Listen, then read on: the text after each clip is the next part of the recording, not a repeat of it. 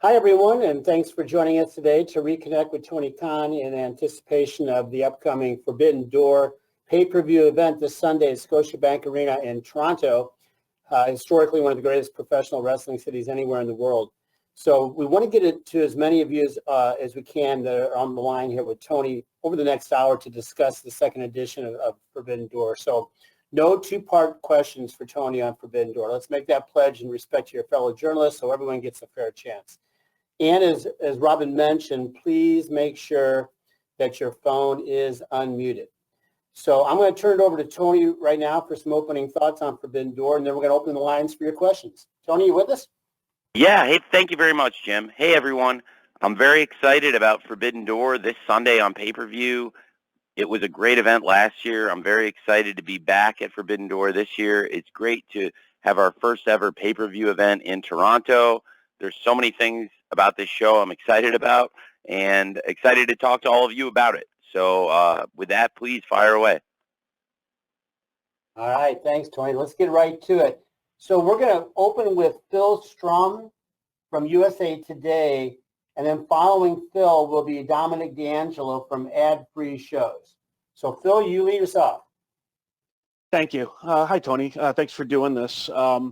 First, this Sunday is the first time you're going to have some folks, the Elite and CM Punk, on the same card, in the same backstage since last year's All Out. That's got to be pretty exciting for AEW. Just how do you feel about that coming into the weekend? And thank you. Thank you, Phil. It's very exciting to have a pay-per-view event with so many of the top stars in AEW competing. What makes things even more interesting is we have so many of the top stars from outside AEW involved in this event, and it really feels like an all-star show this Sunday in Toronto at Forbidden Door.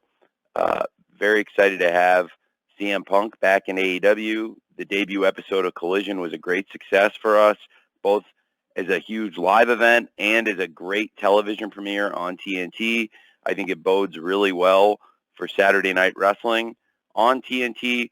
And I'm also very excited to have that great representation from the Elite. Kenny Omega versus Will Ospreay is one of the most anticipated wrestling matches all year in any promotion or any combination of promotions.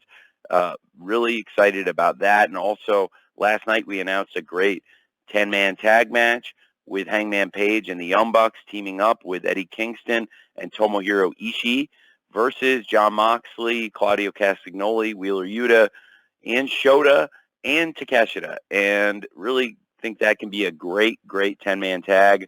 Of course, Ishii faced off with the BCC and Shota pretty recently at Dominion, and that was also a great match. It's very exciting to have so many of our stars back in the company, and I think this weekend's pay-per-view will fittingly be a really great star-studded event with some awesome wrestling. So very pumped for Forbidden Door and what it represents. Thanks, Phil. Yeah, thanks, Phil. Thanks, Tony. Dominic D'Angelo from Ad Free Shows is next, and Dominic will be followed by Chris Mueller from Bleacher Report. Dominic. Hey, Tony, good to speak with you again, and congratulations on the success of Collision. Looking forward to Forbidden Door this weekend, too. I'll be hosting a watch party along with it, so it'll be fun times. The question I got for you is kind of a follow-up of what Phil said. With CM Punk coming back and everything like that, wanted to get your perspective. Dave Meltzer had some reports regarding the locker room mentality and stuff like that and how that all kind of situated. I wanted to get your own personal perspective of what it's like to have CM Punk back in the locker room, and what's the overall locker room mentality and dynamic with him there? Well, I think it's been so far a positive experience these past few shows. It was great to have a successful debut for AEW Collision on Saturday night. And last night being in Chicago, it made a lot of sense to hype Forbidden Door and promote this Saturday's 8-man tag match. We have a huge match coming up with CM Punk, FTR, and Ricky Starks teaming up against Jay White, Juice Robinson, and the Guns, this new Bullet Club Gold. And I think that's a big event, and it was very cool that we were able to promote it and have CM Punk make a surprise return to Dynamite in Chicago. And I know the live fans really enjoyed that, and I thought it was a really positive thing. And I think it'll hopefully continue, and fans certainly have got a lot of things to look forward to on Forbidden Door this Sunday. The locker room was a really positive experience at Collision, and then yesterday was a great Dynamite. So I felt like it's been off to a great start, certainly, especially with the really positive numbers we got for the first Collision. Everyone was really excited about that too. Thank you. Thanks, Dominic. Chris Mueller from Bleacher Report is next. Chris will be followed by a write-in question from Chris Walker from DAZN News. Chris? Hey, Doc. Hey, Tony. One thing that I think surprised a couple people about the booking of Forbidden Door was booking Jungle Boy Jack Perry to face Sanada. I was just wondering if you could talk about that and whether, there were any other choices available that you were considering to face Sanada other than Jungle Boy, or was he always the first pick in your mind? He was the first pick in my mind, and when New Japan Pro Wrestling asked me for a top star in AEW, I really believe in Jungle Boy Jack Perry. From the very beginning of the company, he's been somebody we believed in, and every year he's gotten further along and built his connection with the crowd. And I think as a wrestler, he's continued to develop, and I thought it was a great match at Double or Nothing with the Four Pillars fighting for the AEW World Championship. And Jungle Boy is somebody I really believe can continue rising to the top of pro wrestling, and it could be a great champion for any company.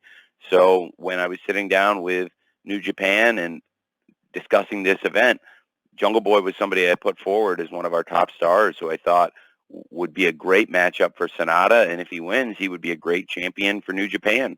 So I'm really excited about it, and I believe Jungle Boy continues to push and push, and he's one of our top stars, and that's why I thought he would be a great matchup for Sanada, and I think it'll be a great match this Sunday at Forbidden Door.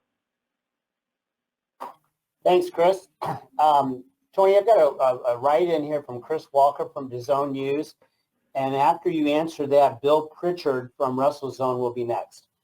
Great. So Chris Walker asks, out of all the matches that you've booked and watched as a fan, where does Okada versus Dragon rank? It would rank near the top for sure. There have been a few matches that had taken place before, particularly in Japan, that I was really excited to be able to bring to America. Certainly Omega versus Ospreay is a great example of that. A match that was an amazing bout at the Tokyo Dome, and we're very excited to have the rematch here at AEW New Japan Forbidden Door. I'm thrilled to be a part of that on Sunday. The initial Double or Nothing had a main event of Chris Jericho versus Kenny Omega, and that was also a rematch from the Tokyo Dome where it was a dream match and something I wanted to see, but it was also then after they wrestled in Japan, something I wanted to bring to America and that I believed would do very strong business. And in the case of Bryan Danielson versus Kazuchika Okada, I just believe Danielson versus Okada is one of those wrestling dream matches that goes back many years. It's never happened before. And in recent weeks, we've really tried to build anticipation for it. Since that video played at Dominion with Danielson laying out the challenge, and since Okada has responded and accepted the challenge, in recent weeks on AEW TV, we've promoted the match, built it up. Danielson has had strong words, and last night on AEW Dynamite in Chicago, Okada returned to AEW, and it was great to see him back in the ring here. It was great to have Okada back in Chicago, where he wrestled with us last year, and he cleaned house. This year, he successfully nailed that Rainmaker on Yuta, and it certainly is one of the most anticipated matches for me personally in my lifetime, and I believe for a lot of fans, that match this Sunday, Okada versus Danielson, is one of the true dream matches in wrestling, and I believe it ranks certainly near the top for me in the most anticipated matches of my career and of my lifetime as a wrestling fan. So I'm very, very excited for that match on Sunday. Thank you very much. Thanks, Chris. Bill Pritchard from WrestleZone, you are up next. Sean Ross Sapp from Fightful will follow. Bill. Hey, Tony, how are you? Yeah, I'm very well. Thanks, man. How are you? Good. The Owen Hart tournament brackets were finally announced last night in full. It seemed like everybody, it was well received, but one complaint that I noticed was there's no Canadians or a lack of Canadians in both brackets. And I just wanted to see if you had any thoughts on that specifically, or if you could talk about what went into putting the men's and women's brackets together for this year. Well, I wanted to give the strongest field possible, and I felt like we put together a really, really strong field with some of the top stars in AEW and some great names. And this is something we're going to be doing year after year, the Owen Hart tournament, and tried to pick the best 8 wrestlers that we could on each side that were available on all the dates, and to create the most compelling matchups for TV and pay-per-view. And I really, as you said, I think the bracket was well received and people are really excited about the matchups. And I just tried to use the best people from the roster available for those dates that I thought would make for the best matchups. And I think there are a lot of exciting matchups in there. And with the event in Canada this year, and hopefully in future years, we'll be able to continue having more and more AEW events in Canada, including hopefully future Owen Hart tournaments. You know, there are great opportunities for more and more Canadian stars to get involved in these events too. And as it stands right now, there's great international representation in the tournament. And I think both the men's tournament and the women's tournament are going to be excellent events. And I'm very excited for them, culminating in Calgary. And of course, both tournaments kicking off this week with the women's tournament opening up in Chicago with Sky Blue in her hometown taking on Anna Jay tomorrow night on Friday Night Rampage, and then the tournament continuing through the weekend into Canada, and the men's tournament starting in Canada with the very highly anticipated Punk versus Kojima match, which is another match I have always wanted to see, and I'm very much looking forward to this Sunday on pay-per-view. Thank you, Bill. Sean Ross Sapp from Fightful is next. Sean will be followed by Ella J, who represents a wrestling gal. Sean? Hey, Tony, you've booked CM Punk against Kojima, which is very clearly a match that CM Punk has wanted for a long time. He's even referenced Kojima in interviews like 18 years ago, but there was word that he could be facing Kenta, and maybe there were some issues there. Is there anything you can speak on in regards to that? Because, I mean, you all had to make a lot of changes to last year, and that seems like could have been the case this year as well. Well, this is a really strong card for Sunday's event. I'm incredibly excited about it, and I think this is a great hard-hitting match, and this is the match I want to see. And it's worked out perfectly that Sunday's card is, in my opinion, the most stars we've ever had on any pay-per-view we've ever done. It is such a star-studded show, and I thought it was very fitting that one of the most decorated champions in the history of Japan, Satoshi Kojima, who has been the globally the GHC champion, the global honored crown winner, the IWGP heavyweight champion, the Triple Crown champion, and to have one of the most decorated heavyweights ever in Japan to come here and wrestle one of the most decorated heavyweights ever in America, CM Punk. It's a huge matchup, and I think it's very fitting that it's in this great Owen Hart tournament field where we have so many great matchups lined up. And I thought it was a great match to kick off the tournament, and I'm really excited about it. And I think Kojima, for us, is an amazing get, and somebody I was really excited to have in. He was involved in the biggest pay-per-view we ever had, All Out 2021, which is the most successful non-WWE wrestling event on pay-per-view since the 90s. And he was a great part of that event. He had a great match with Jon Moxley, and I loved working with Kojima, and he was somebody I really wanted to bring back to this event. So I was very excited about it. And for me personally, Kojima versus Punk is a match I've always wanted to see. I think they both always wanted to wrestle each other. So it's a great, great match for us on the card. And as for anybody else that was allegedly going to be involved or allegedly rumored, I really can't comment to that. But I would say that as it stands, I think this is our best card, our best iteration of a card. And I feel like it's a stacked show with the most star power we've ever presented this Sunday on pay-per-view. Thanks, man. Sean. Ella J, a wrestling gal, is next. And we will follow Ella with a write-in from Zack from PW Torch. Ella? Hi, Tony. How are you? Hey, I'm very well, Ella. How are you? Pretty good. I'm obviously excited for Forbidden Door this weekend. It's this huge show with AEW and New Japan. But I know a lot of people were hoping to see maybe some talent from New Japan's sister company of Stardom. So I was wondering if AEW had any consideration to include talent from Stardom. And if so, kind of, did you have your eye on any certain talent to possibly include from their roster? It's a great question, Ella. Actually, when we lined up the event, I learned that Stardom had scheduled an event the same day as Forbidden Door. So a lot of their talent would not be available. It is sometimes an issue in the promotion of this event that there are other events happening in Japan at the same time. And I can only imagine how challenging that is because we have our TV over here. So certainly when our wrestlers have had to go to Japan, we miss them. And I know that that can be hard. For example, Wheeler Yuta was in the Super Junior last year, and Eddie Kingston going to the G1 this year. So it can be challenging at times when you lose great wrestlers for an extended period of time. We've sent Willow to participate in New Japan shows, but most of the stuff Willow has done with New Japan has been in America.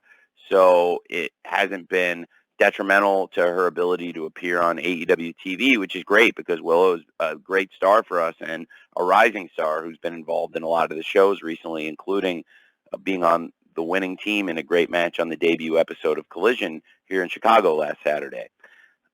So with Stardom having their own event scheduled the same day as Forbidden Door, they found it very challenging to have participation in this show, and I completely understand that as a promoter. And in the future, I would like to work with Stardom more, and hopefully if the logistics and the scheduling work out, I think there are more things we could do. And through our shared friends and partners at New Japan Pro Wrestling, I do understand there is interest from Stardom in working together. And the key is finding dates when we're not doing shows at the same time, when the talent can cross over and work together a little more. But it's definitely something we did talk about and are very open to in the future. All right. Thanks, Ella. I've got a write-in here from Zack from PW Torch, and after you answer that, Tony, we'll go to Jim Barcelona for the Miami Herald. Zach's question from PW Torch is pretty straightforward. How is booking this year's Forbidden Door event different than putting on the inaugural event last year? Well, that's a really great question. It's been different, and I'll talk to you about how it's been different. First of all, the rapport has been built. I already had a really good connection with Rocky, but Ghetto and I were getting to know each other better last year. Now I feel really close to Ghetto. I think we're friends and have a great relationship. And he was actually in the office with me working last night, and it was great to have him there.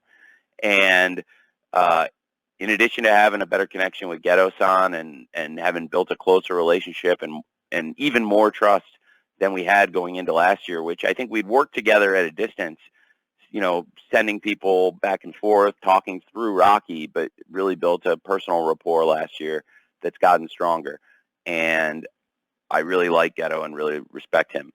And also on the business side, I've built a stronger connection with Obari-san.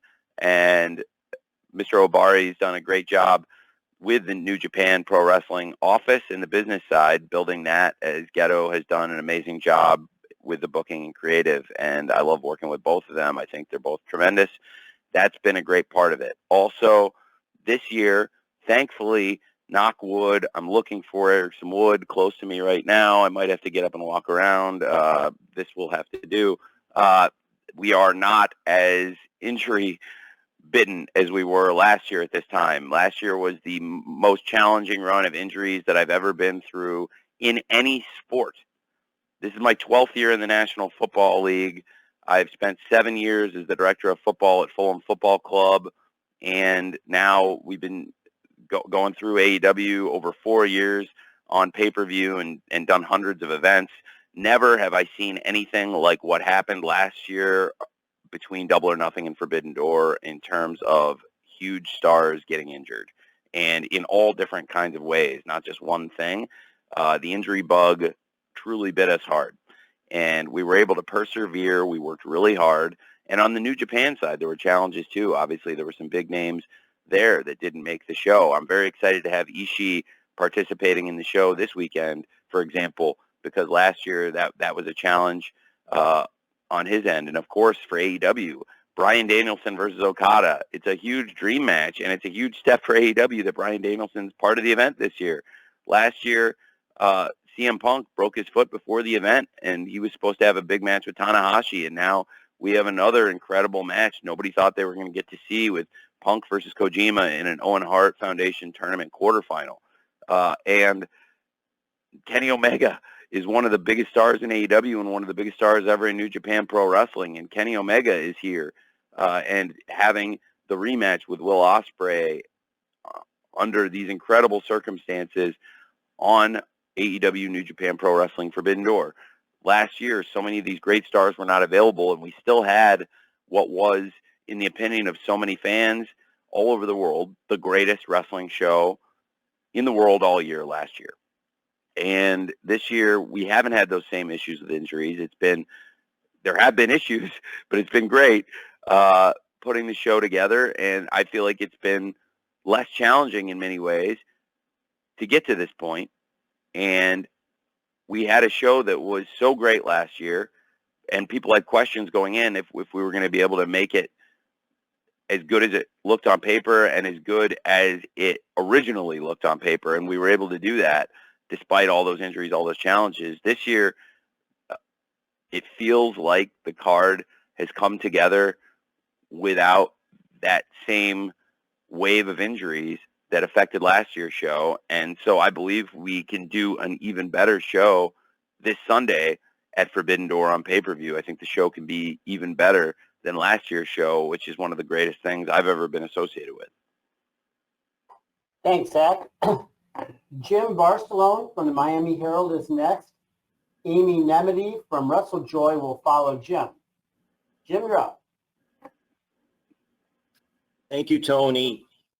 With the crossover we've seen with MMA and pro wrestling, the pro wrestlers and even sometimes the companies, I'm just curious because the report I saw about Bellator, if MMA is something that you all are interested in, and if so, how does that help AEW if it does? Thank you. I was surprised to see that report. I haven't had any conversations with them about that, so I don't know what that was about. My father hasn't had any conversations with them either. I'm not even sure who you'd talk to. I don't even know, honestly, who owns the promotion. Is Scott Coker the owner or the president? I'm not sure. I'm familiar with Bellator. I'm familiar with MMA and have never worked professionally in the space other than having some stars from UFC appear at times in AEW. But I saw that report, and yeah, there's really nothing to that. I'm not sure where that rumor got started, but obviously it's an interesting time in the MMA business, just as it's a very interesting time in the pro wrestling business with a lot of things happening. And with the success of AEW and our international expansion, big things like this sold-out Forbidden Door show and all of the international interest around it, and the anticipation for AEW All In with over 65,000 tickets sold, setting all sorts of attendance and revenue records. It will be the biggest wrestling event ever in Europe, and outside of a couple of the WrestleManias as it stands right now, and only a couple of them in all the years, it would stand only next to a few of those as the most successful, highest grossing wrestling event of all time. And there are so many things exciting there on the business side, and with the launch of AEW Fight Forever, all of this happening at the same time. It's just a really great time for the business right now. So I believe that with all those great things happening, people would look at that and say, well, sure, it would be great if there was that same competition in MMA, if that same spirit of competition. I do believe we are the greatest challenger brand in all of sports. People have written it, that this is the most successful sports startup since the AFL, and I believe that. I think this will end very differently than the AFL because I don't intend to become part of the league we compete with. I think it's good for us to be two separate leagues, whereas the merger of the AFL and the NFL turned out to be the best thing for the fans in the end. It was also a merger of equals, and it involved parity, and the NFL is the greatest league for parity of competition and running the business in all sports, and all sports leagues aspire to be that. I think in pro wrestling, what we've built in a relatively short time is very exciting and looks good to a lot of people. And if you could create that in MMA, it would be very exciting. But I honestly have never had any talks, and my father has never had any talks about buying Bellator. So I was surprised to see that. Was that something? I was at the show. I was backstage yesterday. Somebody sent me that. Was that something Ariel Helwani reported? I'm asking. I don't know. Yeah, I know. I was muted. Yes, that was correct. You're correct. Okay, well, it would not be the first inaccurate thing Ariel Helwani has reported. That is completely inaccurate, but that's Ariel Helwani for you. Thanks. Thank you. Thank you, Jim. Amy Nemedy from WrestleJoy is up. Amy will be followed by Stephanie Chase from Digital Spy. Amy. Hi, Tony. Congratulations on what is a very exciting card for Forbidden Door. Thank you. With so many people on this card, you've talked about all of the star power that you have. I really want to focus on the BCC versus the Young Bucks, Hangman Page, Ishii, and Eddie Kingston. With the BCC, we have Moxley, Claudio, Wheeler Yuta, Takeshita, and the evil Don Callis, and Shota Umino. You have a very compelling story with the Elite and BCC, but in this match, you also have a mix of people with very different goals. Eddie Kingston and John Moxley both faced the Young Bucks at Double or Nothing 21, and Ishii has never fought with them in New Japan, only against them as a part of the faction Chaos. Can you talk about bringing this match together with people from different backgrounds who may not even get along necessarily, but have the same goal in taking down the BCC, or in Kingston's case, just Claudio? Thank you. Well, thank you very much. I think it's a very exciting match. There are some really fascinating dynamics at play. Wheeler Yuta brought up a pretty good point today. I guess he's officially out of Chaos now, for sure. And I think he has been for a while, as we've seen, but that amused me. Well, I think there are a lot of fascinating dynamics at work here. Certainly, with Tomohiro Ishii and his involvement, he's got such an amazing history with some of his own teammates here. Like you said, he's fought against the Elite. He's fought against the Bullet Club at times, and certainly he's fought against Eddie Kingston. And we've also seen Ishii have great matches against the BCC. They had a great six-man match at Dominion, and one of the best matches I've seen in recent years was Ishii versus Moxley in the G1 in 2019. And I think there are so many fascinating dynamics here. Certainly the dynamic between Eddie Kingston and John Moxley is a major emotional hook to this match. And I thought John Moxley and what he said and his behavior and his demeanor added a lot to the show yesterday. And it was a great ending to the show, I thought, to have several of the matches intersect and then have Eddie Kingston and John Moxley have that interaction in the ring and build some anticipation for Sunday. Certainly, I think that got people more interested in what's going to happen there. And when Eddie said he had a partner, he meant it. He brought one of the top wrestlers in the world out in Ishii-san. And I think that's going to be an amazing 10-man tag match, following up on some great matches these people have had with each other. There's an amazing Anarchy in the Arena. They're great six-man tag at Dominion.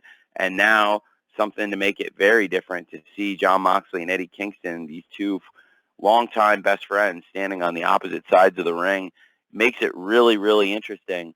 And I know that it's going to be a great match on Sunday at Forbidden Door.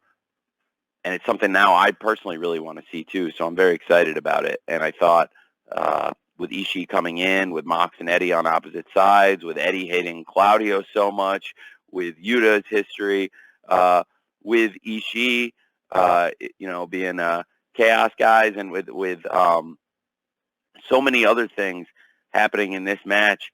It's just really fascinating. And certainly the Elite and the BCC coming out of Anarchy in the Arena, that amazing classic they had at Double or Nothing.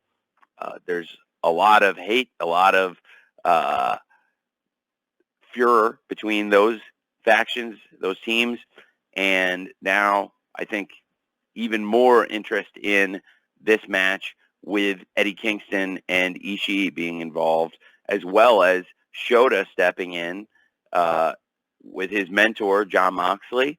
And great to have Takeshita involved in this match too, after he really betrayed the mentorship he got from the Elite.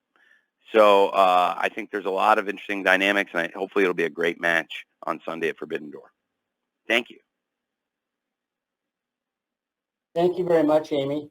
Stephanie Chase from Digital Spy is next, and I'm going to follow Stephanie with a write-in question from Will Gray from Botch Spots and Chair Shots. Stephanie. Hi, Tony. How are you? Hey, I'm very well. How are you? I'm great, thanks. So, Tony, you're always juggling a lot, booking-wise. And we've heard that Bryan Danielson, Jericho have some involvement in booking and creative, as well as CM Punk on Collision. So I was wondering, with the women's roster growing, we've got like Willow, who we'll see on Sunday, Sky Blue, and more young talent. Are there any women taking a role backstage in helping with booking and creative of the women's division, and just making sure that there's female perspectives heard when working on like characters, directions, and storylines for the women's roster? Yeah, Madison Rain and Sarah Stock both are very involved in the coaching and producing of matches. I have a lot of people who come in and make suggestions and bring ideas, including all the people you just named, and there are several others.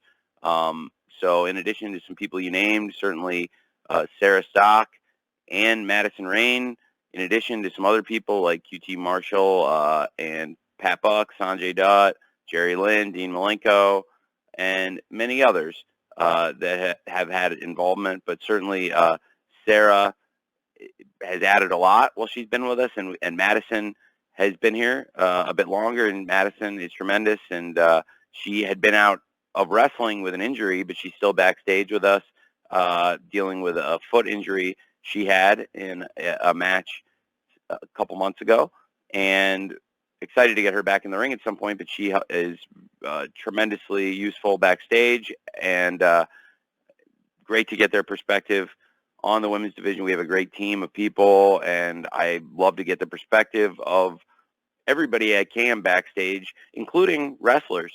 So that might mean, if it's the women's division, talking to a lot of the top women in the company and getting their perspective on matches, people they want to wrestle, ideas they might have, and I'm trying to utilize everybody's stuff. And when it comes to all these shows, whether it's Dynamite, Rampage, Collision, or our pay-per-view events, at the end of the day, there's one final say and one person who puts the card together, and it's me. I'm a big paperwork guy. And so by being a big paperwork and organization guy, I find myself in the middle of everything. So I'm not just like a big picture guy. I also do all the paperwork and put all the shows together. So every idea has to go through me at the end of the day.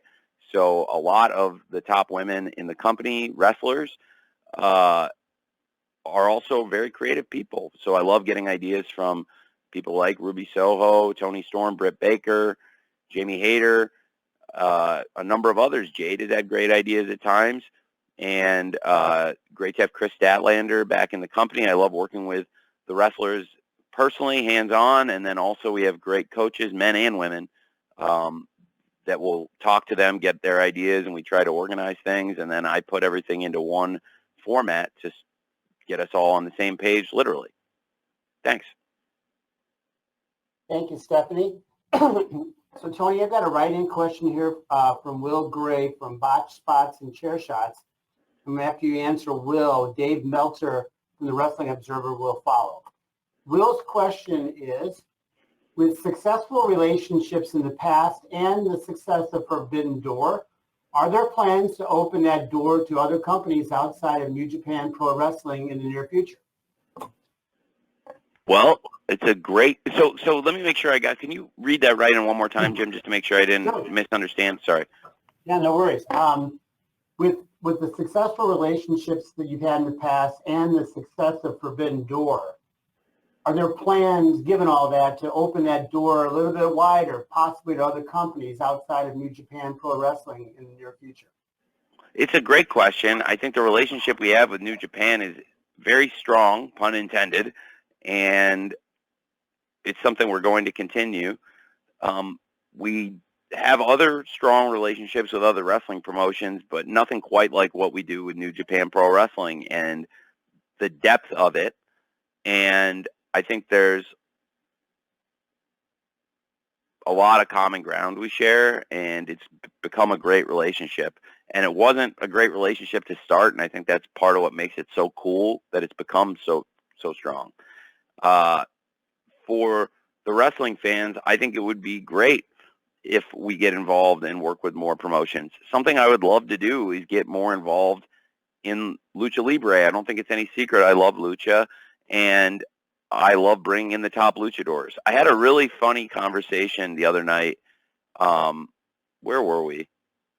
Was that in might have been after the San Diego show. And I was talking to a lot of the lucha stars and a lot of the best luchadors in the world, honestly. And we were all just sitting around talking after a show. And I don't think they knew how much I loved lucha. And we started talking, and then I started talking about old CMLL and how coming out of college, especially after WCW and ECW closed, I really found myself watching a lot of the CMLL TV at the time. And I thought it was a great run of wrestling. It's funny. I mean, the Jungle Boy theme was at one point, the song is called Tarzan Boy. Well, there was a wrestler, Tarzan Boy, who teamed with Ultimo Guerrero and Rey Bucanero, and that was a pretty similar entrance, I'll have to admit.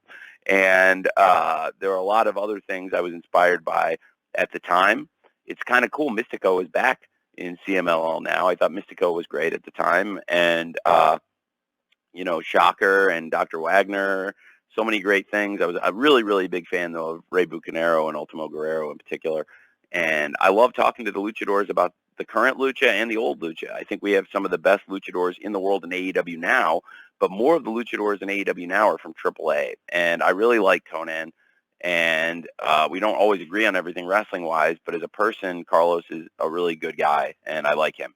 And I like working with a lot of the luchadors that he has promoted, and some of them are people he's discovered. And we've had a great group of people that have come through here. And I think a lot of our American and international wrestlers from outside of Mexico also are great at working that style. So I do love working with Lucha Libre also. But one thing that's challenging is there's two major promotions, and we sit in a pretty interesting place where New Japan is partners with CMLL, but I work pretty closely at times with AAA and bring in a lot of those wrestlers.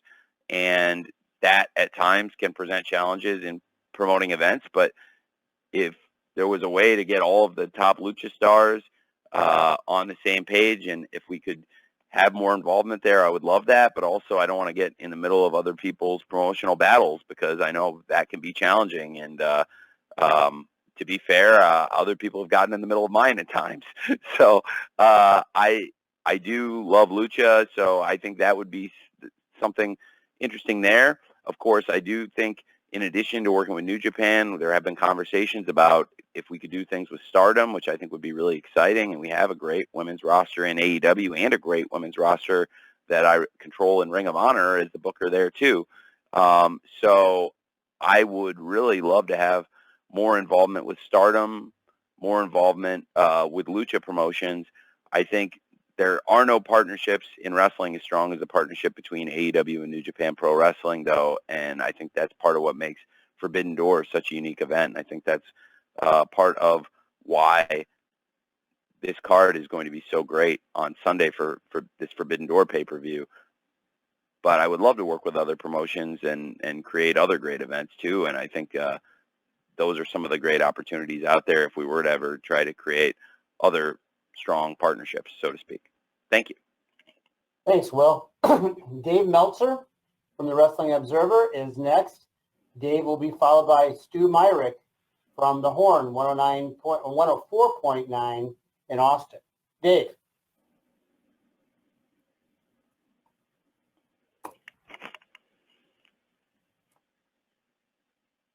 Dave, you need to unmute yourself. Okay, can you hear me? Hey, yeah, I can now. Hey, Dave. Okay, hey, how you doing, Tony? Yeah, on the first Collision show Friday night, CM Punk made the reference to the term "one Bill Phil," and of course, you know, watching that, I'm going like, we've all heard the rumors and everything like that.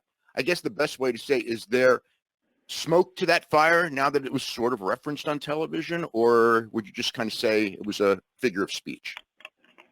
Well, it was a throwback in many ways to the wrestling I grew up on. And I remember being a teenage kid in high school and watching wrestling on TNT, watching a 2-hour wrestling show every week on TNT, and seeing a huge wrestling star of the time come out and reference Ted Turner on TNT. And I thought it was pretty cool to turn forward the clock to the present day and have a big wrestling star of the moment on TV referencing Mr. Zasloff. And especially given the way this show came to be, given that it was in the 90s where Ted Turner said, I want to give a slot on Monday night on TNT to pro wrestling. And here we are in 2023. And Mr. Zasloff, he runs the Turner Networks, and also he runs a large percentage of entertainment. And he's the boss of Warner Brothers Discovery, movie studios, TV channels, and so many things. And it's amazing to see how far that Turner empire has come and what it's become from what we as wrestling fans knew as the empire of TBS, TNT, TCM, CNN, and those great channels. And now with wrestling on TNT on Saturday nights, this was Mr. Zasloff's idea. He was the one who said, give 2 hours, 8 p.m. Eastern, 7 p.m. Central, every Saturday night to AEW. And we created Collision.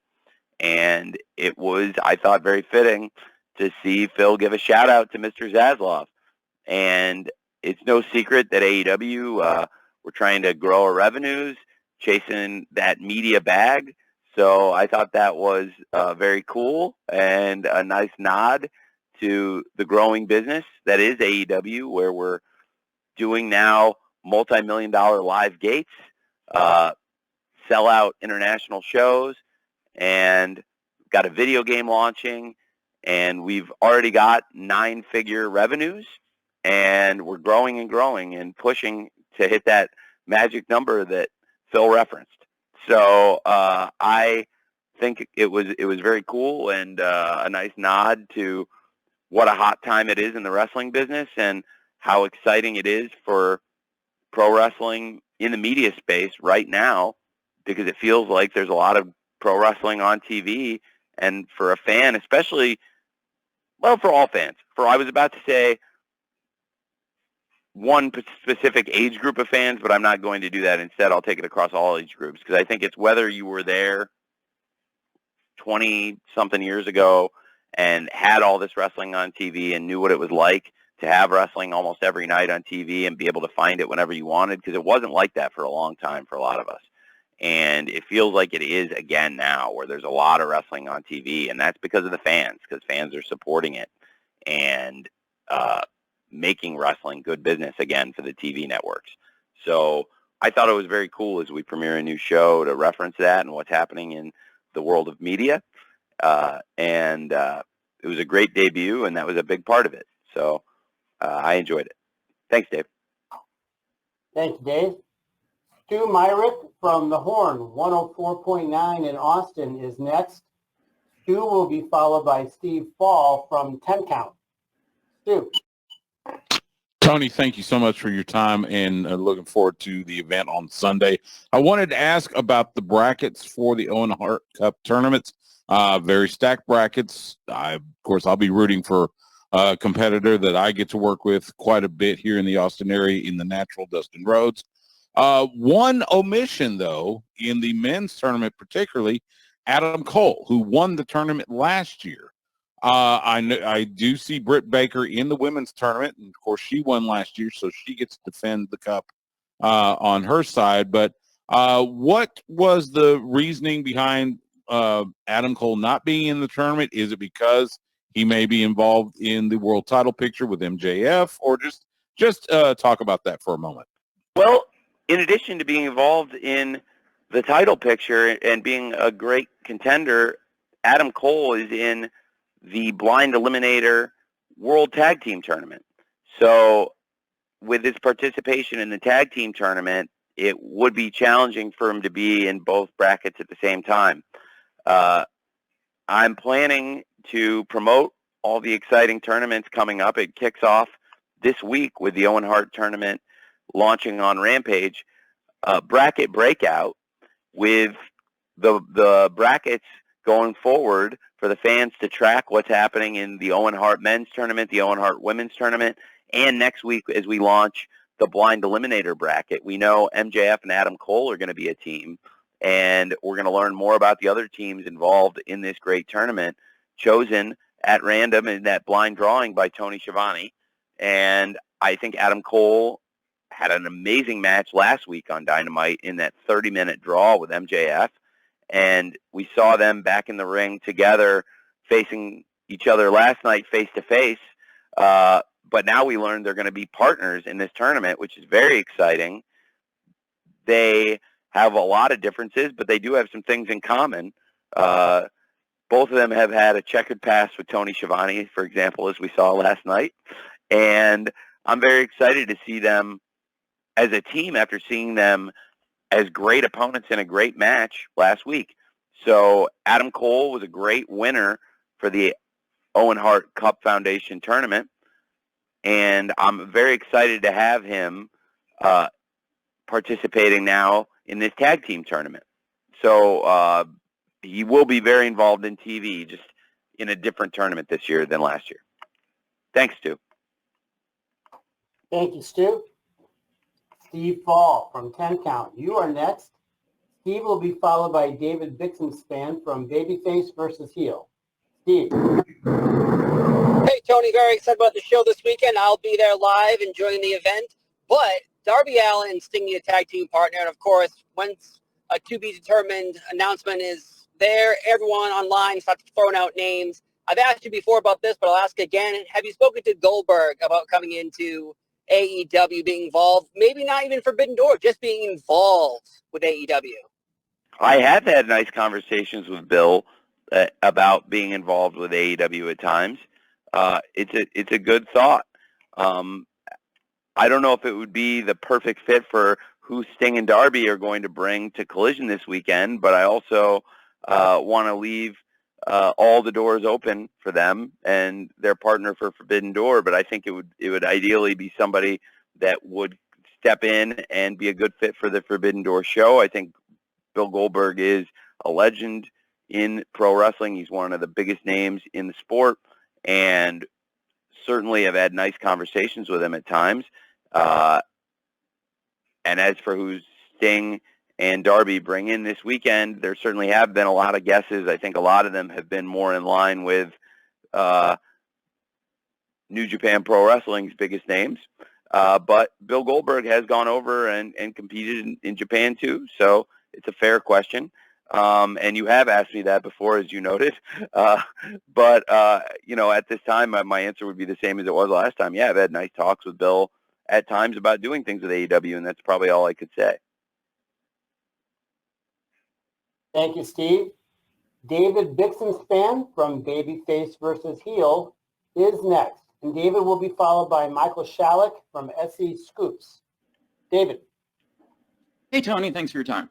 Thank you, Bix. So guess the best way to put this is there's been this kind of ever-present rumor for a while, I guess, stemming from the line at the All Out press conference about trying to run a business, that CM Punk might have an ownership stake in AEW. Is that the case, or was when he said that line, was that just like a colloquialism regarding his behind-the-scenes role? That's just a colloquialism. I own the business, but he's one of the top stars here and has an interest in AEW being a strong box office business. And his return is helping us and helped launch AEW Collision with a great rating, and he drives interest in our TV shows and pay-per-views and merchandise and is a huge star for us. So he's definitely interested in the bottom line being strong, and he wants a company to do well. I think that's a colloquialism, though, to answer your question. Thanks, David. Michael Shalik from SE Scoops is next, and we will follow Michael with what I believe will be our final reporter of the day, Rick Uccino from SB Nation. Michael? Hey, Tony. Good luck this weekend and next week with the video game launch. My question relates to AEW Collision viewership. So the show started off great with, I think it was 816,000 viewers for the premiere episode. Has Warner Brothers expressed what level of viewership they're looking at to consider the show a success? Is it simply a matter of doing better viewership than what was airing previously in that time slot, or is there like a range that they would really be happy with? Well, I know that this was considered a very successful debut. I'm not sure exactly what the specific number projection is week to week, but I know that for the debut, we beat estimations. It was a very successful debut for AEW Saturday Night Collision on TNT. And going forward, I don't know what the exact number that would be considered the projection week to week. I do know that certainly past performance of the time slot would be a good comp. I think we have high expectations, and we were really excited about the debut of Collision, and I think it's great timing for us. As you said, it's just a really exciting time for AEW with the launch of Collision and now Forbidden Door this weekend, and it feels like, at least to me personally, I feel like we've been on a great run of shows. I really liked the show last night and a lot of the things we did leading into Forbidden Door. I loved the debut of Collision, and certainly I felt like the Dynamite the week before that was also very, very strong and built anticipation. And now with Fight Forever coming out, and the summer is just going to continue to build. We have so many shows I'm looking forward to, and then, of course, All In London at Wembley Stadium. So many big things happening. So for me, yeah, it feels like there are a lot of great things, and that number was considered a big success. Going forward, I would say we just want to do the best we can every week. I don't know exactly what the right number you'd consider a success would be, but like you said, I think it was looking at past performances of that time slot. You know, you'd see we've done very well with our launch, and I hope to continue doing good numbers on Saturday nights on TNT for Collision. Thank you. Thanks, Michael. Okay, so Rick Uccino from SB Nation, you're our go-home reporter. So you're up, Rick. All right, well, no pressure on me. Tony, thank you so much for getting one more in here for me, and sure, really appreciate your time. Obviously, there's been a couple of big returns in the last few weeks. First, Chris Statlander, shocking the world, defeating Jay Cargill. And now CM Punk has come back, both coming back from major injuries, and both of them really kind of just diving into the deep end. Chris had 5 matches within her first 8 days. CM Punk is going to have 3 matches and hit every major show within his first 8 days. When it comes to handling a workload for talent when they come back from a major injury, and for these stars, their second ones with the company, do you have a set philosophy on that, or do you kind of take it on a talent-by-talent basis of how much work they can handle out of the gate? Well, can you, out of the, okay, That's a great question.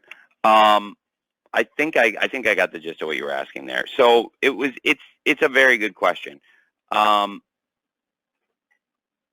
It certainly depends on the wrestler and the injury, I think.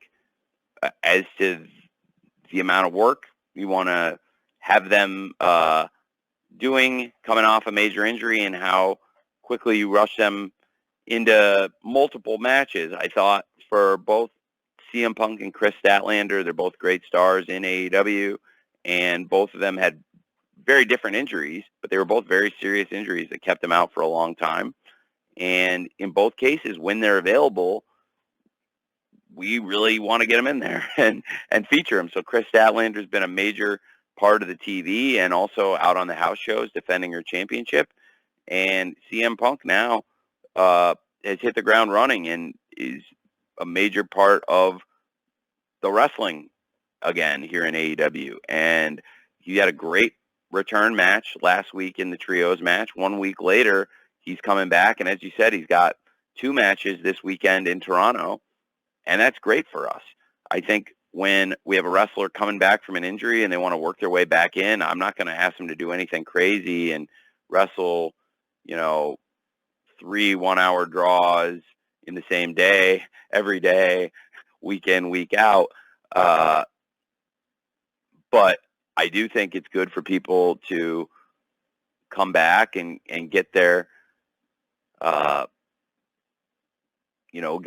knock off any rust and give them the opportunity to hit the ground running, so to speak. And in the case of both CM Punk and Chris Statlander, I think they both come back, and it's been a really positive experience for us. And now with Chris, it was a big test for her doing the house show loop and then coming back and having another TV match after that. And for CM Punk, it'll be a great challenge, I think, going out and wrestling Saturday night this weekend on Collision and then Sunday at Forbidden Door.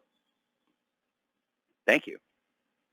Thanks, Rick. Tony, before we close, any final thoughts? No, I don't think so. It's been I really appreciate it, Jim. I think we covered so much great ground here. I feel like a lot of the things I wanted to talk about, we had a great chance.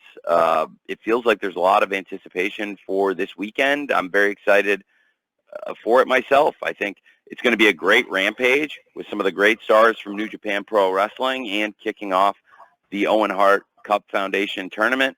I think it'll be really awesome, as we just mentioned about Collision, to have that 8-man tag, as well as some of the big matches we've announced, not in addition to CM Punk, FTR, and Ricky Starks versus the Bullet Club Gold, Jay White, Juice Robinson, and the Guns.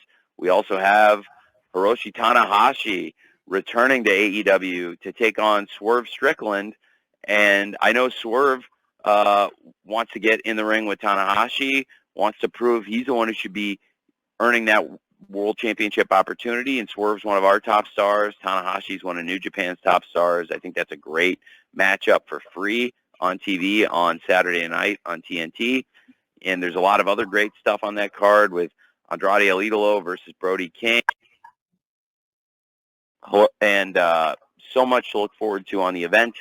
I know the Owen Hart tournament continuing through the weekend is something I'm very excited about, in addition to launching the men's tournament with Punk versus Kojima at Forbidden Door.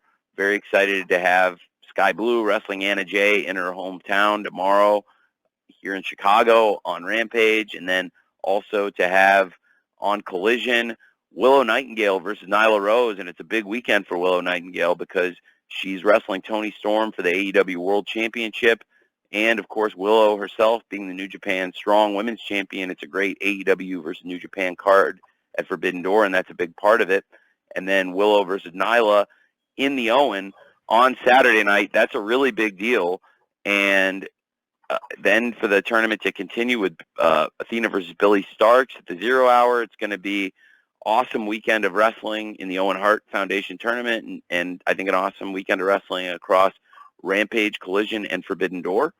So I'm just really pumped for the weekend, and it feels like that's the vibe among so many of you in the wrestling world. And I just really wanted to thank all of you for joining us today for the media call. Without all of you, it wouldn't have been possible to launch AEW or to put together an event like Forbidden Door. Without all of you covering AEW and the idea of AEW from the very beginning. So thank you very much for everything you do. I really appreciate it. Hopefully see a lot of you soon at the Scrum or at a future Scrum.